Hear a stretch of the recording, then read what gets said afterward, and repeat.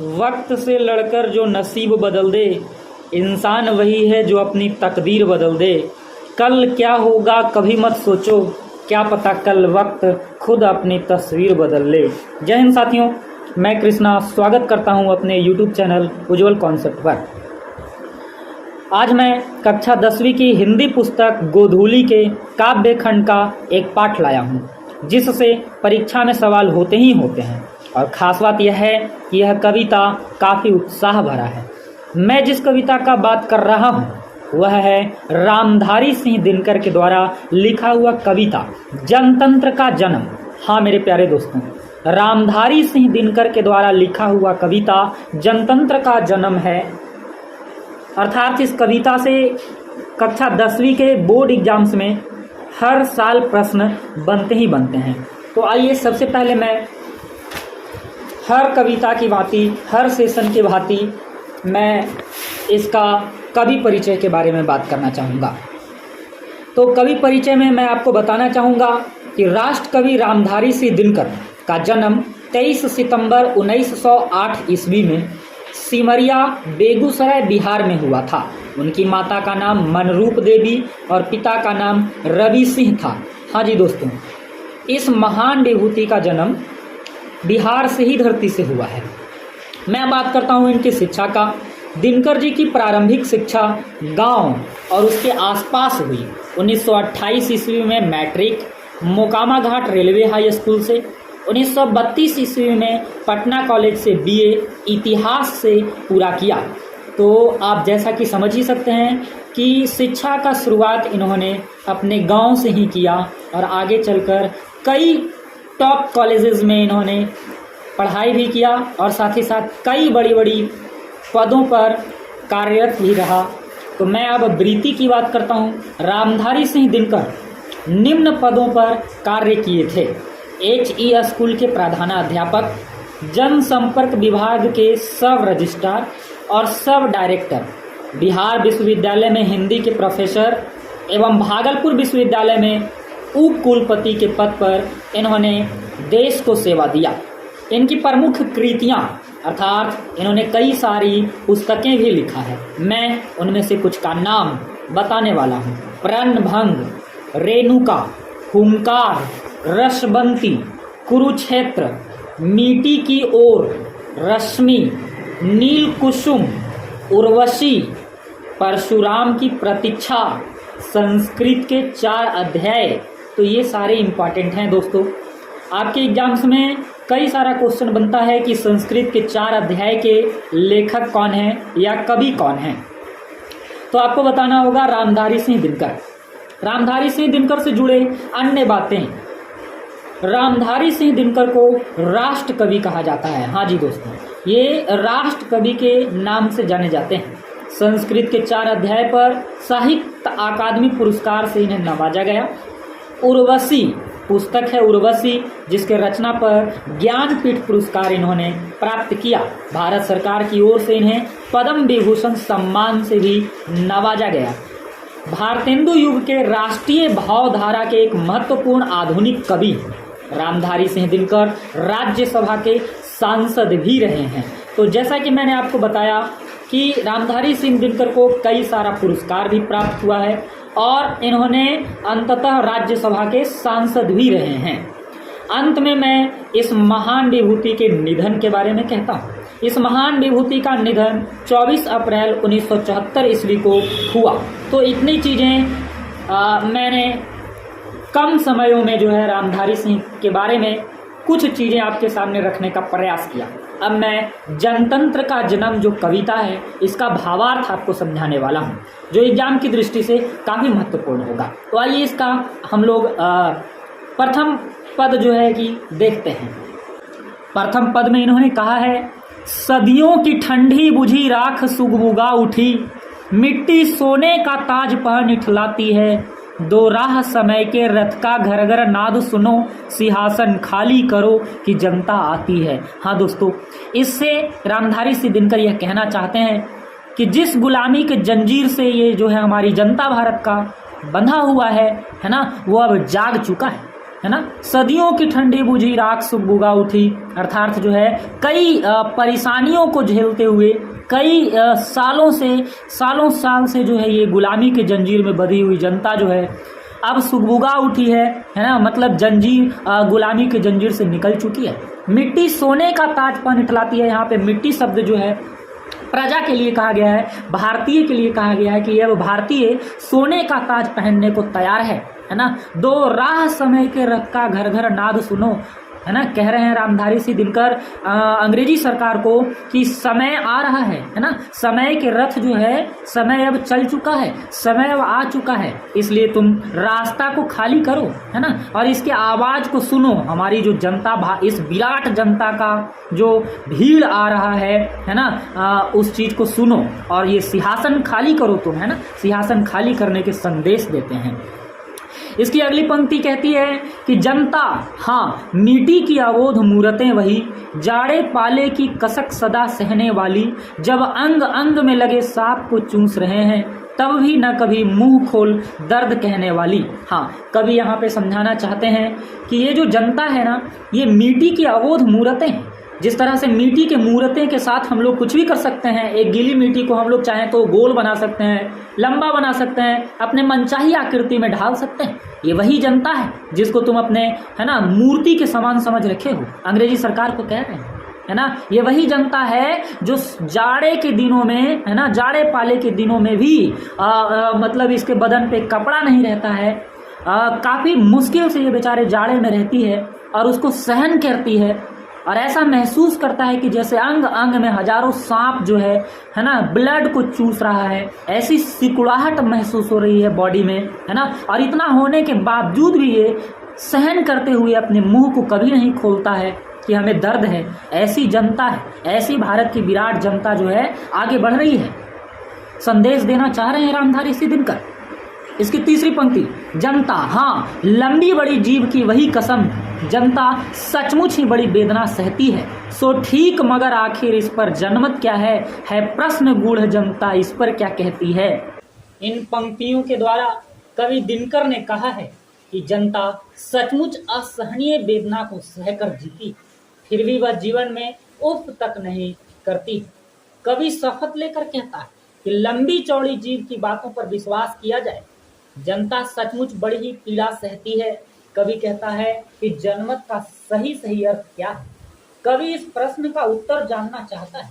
यह प्रश्न बहुत ही गंभीर है। नेक्स्ट इसकी पंक्ति कहती है, मानो जनता हो फूल जिसे एहसास नहीं, जब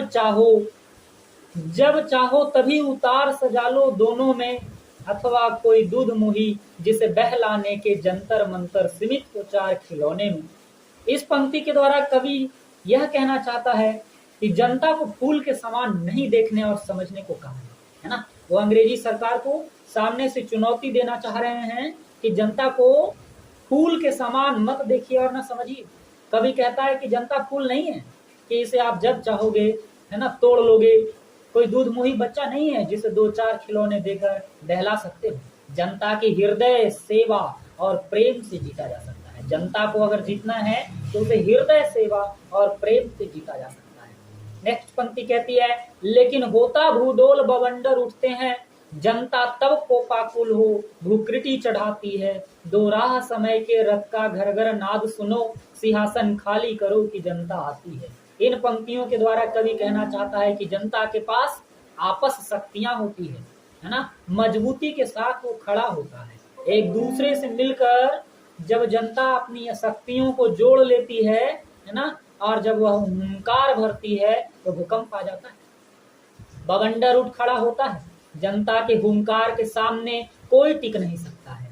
जनता की राह को कोई रोक नहीं सकता है। सुनो, अंग्रेजी सरकार को कहते हैं सुनो, जनता अब रथ पर सवार होकर आ रही है। रास्ता छोड़ो, खाली करो, सिंहासन खाली करो, ये जनता आ रही है। नेक्स्ट पंक्ति काफी शानदार सा है, हुंकारों से महलों की नींव उखड़ जाती है, सांसों के बल से ताज हवा में उड़ता है, जनता की रोके राह समय में ताव कहाँ, जिधर चाहती काल उधर ही मुड़ता है। इन पंक्तियों के द्वारा कवि दिनकर जी ने कहा है कि जनता की हुंकारों से जनता के ललकारों से महलों की नींव उखड़ जाती है। जब ये गुस्सा करता है ना, तब जो है बड़ी बड़ी महलों की नींव उखड़ जाती है। यानी सीधे अंग्रेजी सरकार को चुनौती दे रहे हैं कि तुम्हारी ये बड़ी बड़ी इमारतें, तुम्हारी ये बड़ी बड़ी जो राजनीतिक चल रहा है, इसकी नींव उखड़ जाएगी।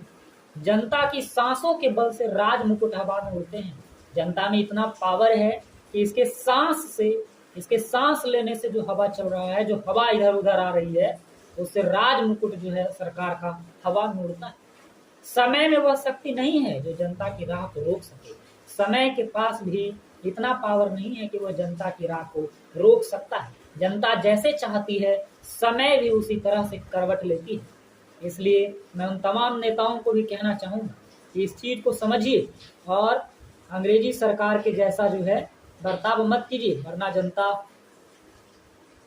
कब आपको रसातल में ले जाएगी पता नहीं। नेक्स्ट जो हमारा पंक्ति है वो कहता है, अबदों शताब्दियों सहस्त्र शाब्द का अंधकार, बिता गवाच अंबर के धक जाते हैं, यह और नहीं कोई जनता के स्वप्न अजय, चीरते तिमिर का बच्च उमरते आते हैं। इस पंक्ति से रामधारी सिंह दिनकर कहना चाहते हैं, वो बताना चाह रहे हैं कि 1000 वर्षों का अंधकारमय समय बीत गया।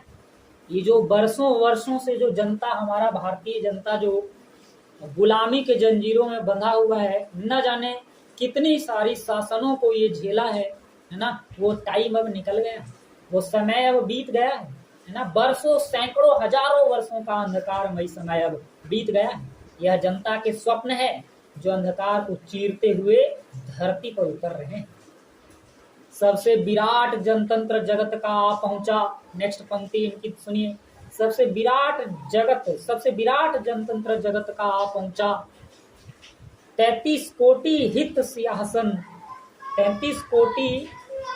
हित सिंहासन तैयार करो, अभिषेक आज राजा का नहीं प्रजा का है, 33 कोटि जनता के सिर पर मुकुट धरो। इस पंक्ति से अंग्रेजी हुकूमत को साफ चुनौती देना चाह रहे हैं कि भारत में लोकतंत्र का उदय हो रहा है और ये भारत कोई छोटा मोटा देश नहीं। यहाँ की जनता पूरे विश्व की विराट जनतंत्र है और यहाँ जो है लोकतंत्र का उदय हो रहा है। भारत स्वाधीन हो चुका है, यहाँ लोकतंत्र की स्थापना हो रही है। 33 करोड़ जनता के हित की बात है। हाँ दोस्तों, आपको ध्यान रखना होगा कि आजादी के समय, भारत की आजादी के समय भारत की जो आबादी थी वो 33 करोड़ थी। इसलिए उन्होंने कह रहा है कि 33 करोड़ सिंहासन तैयार करो, क्योंकि अब अभिषेक राजा का नहीं बल्कि जनता का होने वाला है। आज का शुभ दिन 33 करोड़ जनता के सिर पर मुकुट रखने का है, उनके लिए आज शुभ दिन है। नेक्स्ट पंक्ति तो काफी शानदार सा है, आरती लिए तुम किसे ढूंढता है मूर्ख, मंदिरों राज प्रसादों में तह खानों में, देवता कहीं सड़क पर गिट्टी तोड़ रहे हैं, देवता मिलेंगे खेतों और खलिहानों में। इस पंक्ति द्वारा कवि कहना चाहता है उस अंग्रेजी सरकार को, है ना, कि तुम जो है आरती लेकर के किसको ढूंढ रहे हो, मूर्ख बन रहे हो, है ना, मंदिरों और राजमहलों में जा रहे हो, तहखानों में जा रहे हो, वहां देवता नहीं मिलेंगे। वास्तविक देवता तो सड़कों पर गिट्टी तोड़ने वाला मजदूर और खेत खलिहान में काम करने वाला किसान है। तो आप समझिए, खेत में काम करने वाले मजदूर, हमारे जो किसान भाई होते हैं, जो छोटे बड़े मजदूर हैं, है ना, वो सबको जो है इन्होंने देवता से सूचित किया है, वास्तविक देवता। और भारत में इन्हीं मजदूरों के द्वारा जो है आर्थिक स्थिति को भी चलाया जा रहा है। आर्थिक स्थिति को मजबूत करने में इनका बहुत योगदान है। नेक्स्ट पंक्ति और लास्ट में कहता है इन्होंने कि फावड़े और हल राजदंड बनने को है, दुसरता सोने में श्रृंगार सजाती है, दोराहा समय के रथ का घर घर नाद सुनो, सिंहासन खाली करो कि जनता आती है। इन्होंने कहा है लास्ट पंक्ति में कि लोकतंत्र में जनता ही सर्वोपरि है। आपने सिविक्स में भी पढ़ाई किया होगा, लोकतंत्र में जनता सबसे बड़ा होता है। लोकतंत्र का राजदंड कोई राजपत्र नहीं होगा, अब कोई हथियार या कोई औजार नहीं होगा। लोकतंत्र का मूल राजदंड जनता का हल होगा, है ना, कुदाल होगा। इसी से वह धरती से सोना उगाता है। धरती की धूसरता का श्रृंगार आज सोनों से सजा हुआ है। ये जो धरती की धूसरता है ये जो मलिनता सा जो भारत में फैला हुआ है, इसकी जो श्रृंगार आज होने जा रहा है वो सोने से हो जा रहा है, अर्थात धूल ही स्वर्ण है। रास्ता शीघ्र दो, सिंहासन शीघ्रता से खाली कर दो, देखो जनता स्वयं आ रही है। तो इस पंक्ति से है ना मैं इस कविते को लास्ट करता हूँ, और आपको जो है कई सारा इससे सीखने को मिला होगा, और आपको इसका भावार्थ भी काफी अच्छा से समझ में आया होगा। अब मैं इसका क्वेश्चन आंसर करवाने वाला हूं, तो आप जो है क्वेश्चन आंसर भी इसका कंप्लीट कर लीजिए। इसका पहला सवाल कहता है कि कवि के दृष्टि में समय के रथ का घर घर नाद क्या है ना। आप लिखते चलेंगे कि कवि की दृष्टि में समय के रथ का घर घर नाद क्या है, तो आंसर होगा कवि ने सदियों से राजतंत्र से शासित जनता की जागृति को उजागर करते हुए समय के चक्र की ओर लोगों का ध्यान आकृष्ट किया है। राज सिंहासन पर प्रजा आरूढ़ होने जा रही है। समय की पुकार ही क्रांति की सखनाद के रूप में रथ का घर घर नाद है। दूसरा क्वेश्चन कहता है इसका कि कविता के आरंभ में कवि भारतीय जनता का वर्णन किस रूप में करता है। कविता के आरंभ में कवि ने भारतीय जनता की सरल एवं विनीत छवि का वर्णन किया है। कवि ने कहा है कि जनता सहनशील होती है, जाड़ा गर्मी सबको सहती है, दुख सुख में एक समान रहती है, मिट्टी की मूरत की तरह आबोध है, जनता फूल की तरह है जिसे जब चाहो जहां जिस रूप में रख दो, जनता अबोध बालक है जिसे छोटे प्रलोभन देकर प्रसन्न किया जा सकता है। अर्थात भारत की भोली भाली जनता असहनीय पीड़ा को चुपचाप सह कर भी मूर्ख बनी रहने वाली है। राजा द्वारा शोषित होने पर भी प्रतिकार नहीं करती। तीसरा सवाल है इसका कि कवि के अनुसार किन लोगों की दृष्टि में जनता फूल या दूध मुंही बच्चे की तरह है और क्यों? कवि क्या कहकर उनका प्रतिवाद करता है? उत्तर है इसका कि अंग्रेजी सरकार भी भारत की जनता को अबोध समझकर कुछ प्रलोभन देकर राज सुख में लिप्त है। वह समझती है कि जनता फूल या दूध मुंही बच्चे की तरह है, लेकिन इसके प्रतिकार में कवि ने कहा है कि जब भोली लगने वाली जनता जाग जाती है, जब उसे अपने में निहित शक्ति का आभास हो जाता है, तब राजतंत्र हिल उठता है। क्वेश्चन 4 कहता है कि कवि जनता के स्वप्न का किस तरह चित्र खींचता है। काफी इंपॉर्टेंट क्वेश्चन रहने वाला है। आंसर है कि भारत की जनता सदियों से युगों युगों से राजा के अधीनस्थ रही है, लेकिन कवि ने कहा है कि चीरकाल से अंधकार में रह रही जनता राजतंत्र को उखाड़ फेंकने के स्वप्न देख रही है। राजतंत्र समाप्त होगा और जनतंत्र कायम होगा। राजा नहीं बल्कि प्रजा राज करेगी। इस तरह के स्वप्न जो है जनता के हैं और इसका चित्रण कवि रामधारी सिंह दिनकर करते हैं। नेक्स्ट क्वेश्चन कहता है विराट जनतंत्र का स्वरूप क्या है? कवि किनके सिर पर मुकुट धरने की बात करता है और क्यों? उत्तर है कि विराट जनतंत्र का स्वरूप है कि भारत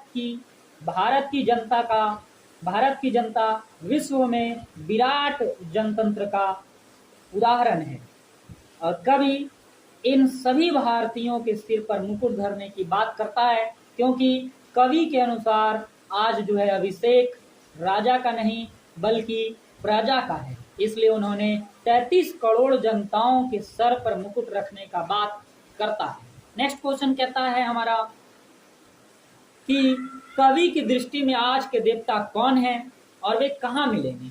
आंसर है कवि ने भारतीय प्रजा जो खून पसीना बहाकर देश हित का कार्य करती है, जिसके बल पर देश में सुख संपदा स्थापित होता है, किसान मजदूर जो समय आहूत होकर देश को सुखी बनाते हैं, उन्हें आज का देवता कहा गया है। और यह आपको खेतों में काम करते हुए मिलेंगे, सड़कों पर गिट्टी तोड़ते हुए मिलेंगे, है ना, और मजदूर के रूप में काम करते हुए मिलेंगे।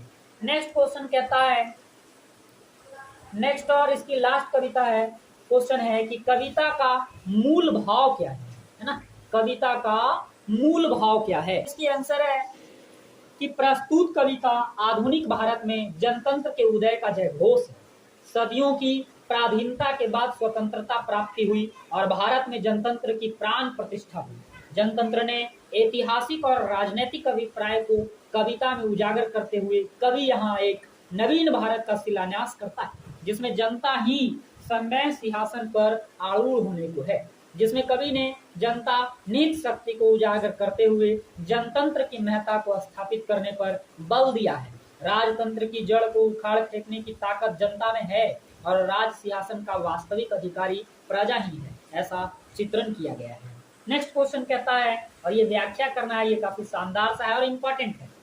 सदियों की ठंडी गुच्छी राख सुबुगा उठी, मिट्टी सोने का ताज पहन इठलाती है का व्याख्या करें।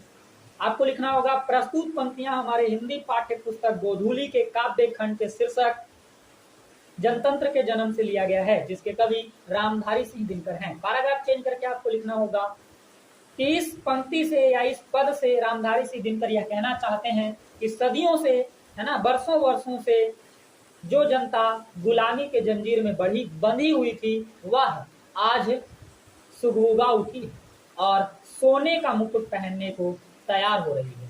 इसकी नेक्स्ट और लास्ट क्वेश्चन है, हुंकारों से महलों की नींव उखड़ जाती है, सांसों के बल ताज हवा में उड़ता है, जनता की रोके राह समय में ताव कहाँ, वह जिधर चाहती है काल उधर ही मुड़ता है। बहुत ही इंपॉर्टेंट है। इसकी व्याख्या आपको करना है तो आपको लिखना होगा प्रस्तुत पंक्तियां हमारी हिंदी पाठ्य पुस्तक गोधूली के काव्य खंड जनतंत्र का जन्म से लिया गया है, जिसके कवि रामधारी सिंह दिनकर। इसमें कहा गया है कि जनता जब जाग जाती है, अपने शक्ति बल का आभास करके जब चल पड़ती है, तब समय भी उसको रोक नहीं सकता, बल्कि जनता जिधर चाहती है काल चक्र को उधर ही मोड़ सकता है। युगों युगों से अंधकारमय वातावरण में जीवन व्यतीत कर रही जनता अब जागृत हो चुकी है। युगों युगों के स्वप्न को साकार करने हेतु कदम बढ़ चुके हैं, जिसे अब रोका नहीं जा सकता है। तो इतना कहकर जो है कविता को समाप्त किया जाता है। आपको कैसा लगा कमेंट बॉक्स में जरूर बताएं। जय हिंद।